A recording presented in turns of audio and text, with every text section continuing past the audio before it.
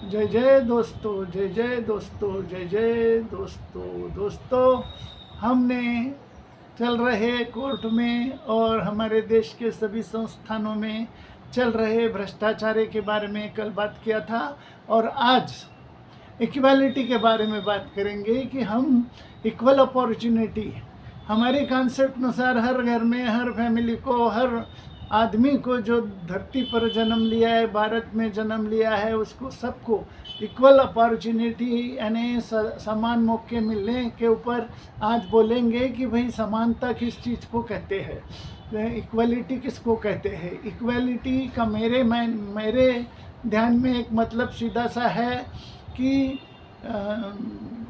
समान संधि, equal opportunity सबको मिलनी चाहिए, सबको समान मौका, अवसर इसको हिंदी में बोलेंगे समान अवसर प्राप्त होने चाहिए। तो समान अवसर प्राप्त करने के लिए समान एजुकेशन इंस्टीट्यूशंस होने चाहिए। समान एजुकेशन इंस्टीट्यूशन का सीधा मुद्दा है कि भाई फ्री एजुकेशन देंगे सबको, विद सैलरी देंगे, पगार के साथ में एजुकेशन मिलेगा तो समानता ऑटोमेटिकली आ जाती है। और जिसके ऊपर अत्याचार और अन्याय हुआ है उसको भी समान मौका देना है हमको, यानी उनको क्या देने का है तो आपको बताएंगे। अभी विगत बीजेपी के शासनकाल में या कांग्रेस शासनकाल में जो बेहिसाब लूट हुई है देश की लूट होना, ये बात हम बार बार बोलते हैं कि देश की लूट नहीं होती है, एक्चुअली जनता की ही लूट होती है। ये सब लोग मिलके ऐसा सिस्टम बनाया है।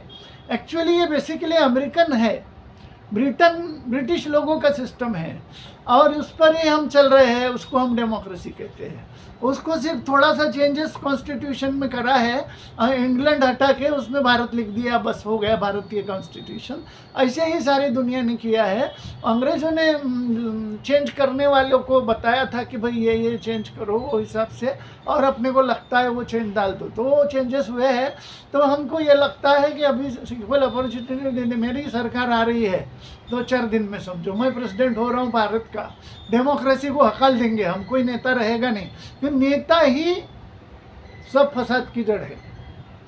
तो इंशाल्लाह यदि हमारी गवर्नमेंट आ गई, मैं प्रेसिडेंट हो गया इंशाल्लाह, तो हम क्या करेंगे भाइयों हम क्या करेंगे? तुम जिन लोगों पर अत्याचार अन्याय हुआ है, कुछ लोगों के अभी बुलडोजर कायदा बनाया है बीजेपी ने, वो कांग्रेस के टाइम में तो नहीं था। बुलडोजर कायदे में इन्होंने सबके घर तोड़े, बहुत से लोगों के घर तोड़े। अब हमारी गवर्नमेंट फेल है पूरी तरह। इन्होंने कभी किसी को जवाब दिया नहीं, दे सकते नहीं, क्योंकि सारे नालायक लोग भरे हैं। नेता यानी नालायकों की भर्ती, वो धरती का किसी भी देश का नेता हो, उनकी लायकी जीरो है। उनको तो एकदम आतंकवादी डिक्लेयर करके जेल में डाल देना चाहिए। मगर मैं इंसानियत वाला आदमी हूँ, मैं एकदम इतना बड़ा कदम उनके ऊपर नहीं उठाऊंगा। मेरा सिंपल सिस्टम, मेरे दिमाग में एक सादी सी बात यह है कि भाई जिसने जो कर दिया, लोगों को परेशान किया, लाठीचार्ज कर दिया जंतर मंतर पर, तो वो मैंने पिछले वक्त भी बोला था कि सब लोग उसको अपने पास रिकॉर्ड रखेंगे तो फिर मैं प्रेसिडेंट होने के बाद मेरे को वो सारी चीज़ें, उसके लिए खास वेबसाइट होगी, उस पर आप डालिए।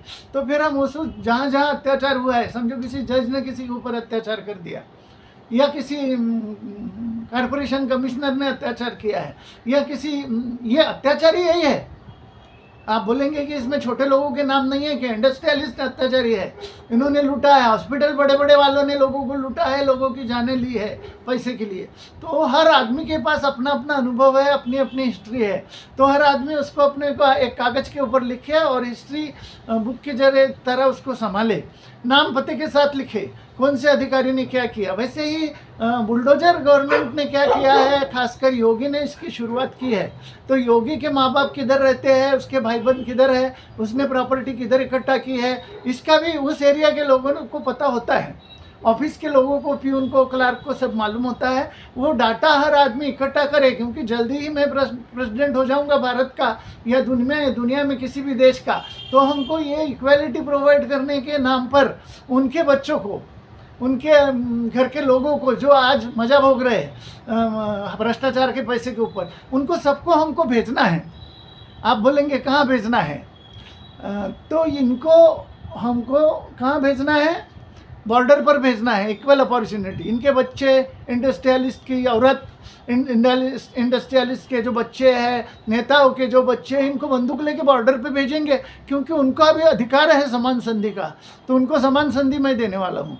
और जिन्होंने लोगों के घर तोड़े हैं, जैसे मोदी जी ने किसी के झोपड़पट्टी हटाई है दिल्ली में, देखो वो रेखा गुप्ता ने लोगों के घर झोपड़ियाँ तोड़ी है, तो उन लोगों ने भी रिकॉर्ड बनाओ, रेखा गुप्ता के पास, उनकी फैमिली के पास कितनी प्रॉपर्टियाँ है। क्योंकि मेरी गवर्नमेंट तो मैं हर आदमी के पास लिमिटेड ही प्रॉपर्टी होगी। वो कितनी होगी?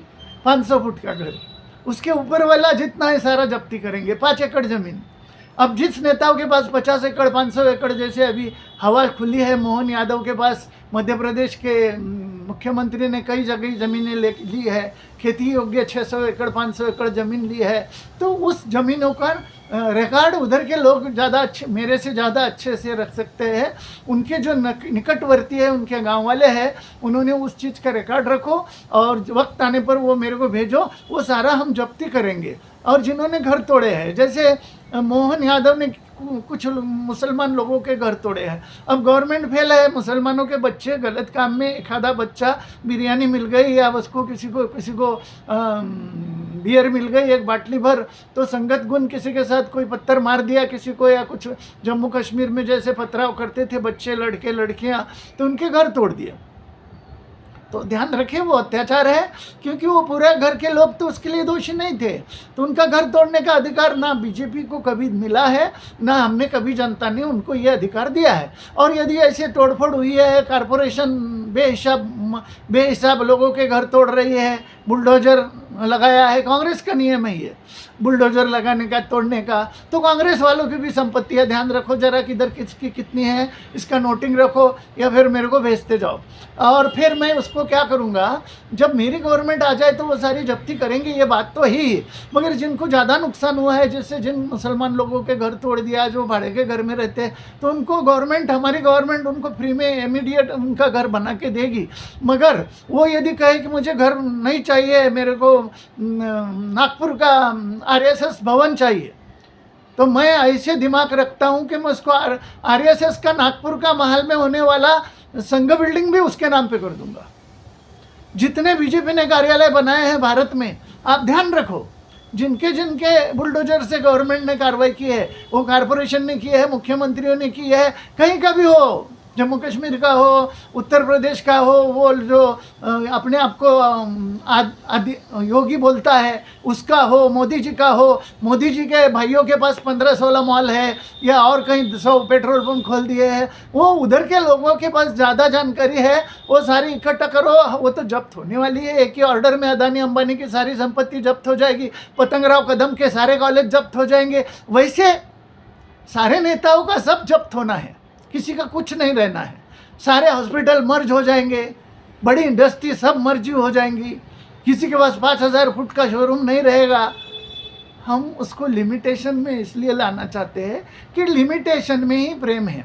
ऊपर वाले ने आदमी बनाया, अनलिमिटेड नहीं बनाया है। कान, नाक, पेट सबको लिमिटेशन है। तो ये हमारी कॉन्सेप्ट में ये गॉडेस कॉन्सेप्ट है, भगवान ने दी हुई कॉन्सेप्ट है। मैं तो इतना दिमाग नहीं रखता हूँ भाई साहब, आप सब लोगों के जैसा एकदम खाली दिमाग वाला आदमी हूँ। मगर मेरे को जिस शक्ति ने इस लायक बनाया, ऐसे तैयार किया है कि भाई तुमको दुनिया संभालना है और सारी दुनिया में अच्छाई तुमको लाना है, तो उसी ने मेरे को ये सब चीज़ें सिखाई है, माता जी ने। तो वो माता जी को बताए बगैर मैं चल रहा हूँ और ये अनाउंसमेंट करता हूँ आज कि जितने बीजेपी के कार्यालय है, हम पार्टी तो रहेगी नहीं, मेरा अकेले का राज होगा, तो पार्टियों के ऑफिस का क्या ज़रूरत है। मोदी जी के ऑफिस जितने, हर मेरे को मालूम है हर तालुके में बड़े बड़े ऑफिस बनाए हैं, सब लोगों को बांट देंगे, उधर ही के लोगों को, जहाँ जहाँ के लोगों को चाहिए। भारत भर उन्होंने कांग्रेस के कार्यालय बनाए हैं, जिले में कई पार्टियों के बड़े बड़े बिल्डिंग से। सब ध्यान रखो, ये सब जब्ती होने वाली है। मगर कोई यदि आदमी जज की कुर्सी पर घंटे के लिए बैठाता हूँ और वो कहे कि मेरा घर तोड़ दिया सर, कोई हरकत नहीं, मुझे वो घर वहाँ पर एक 500 फुट 800 फुट 1000 फुट 2000 फुट दे दो, तो मैं संघ बिल्डिंग भी आपको दूंगा, ये मेरा वादा है भाइयों। नमस्ते, आज के लिए इतना है।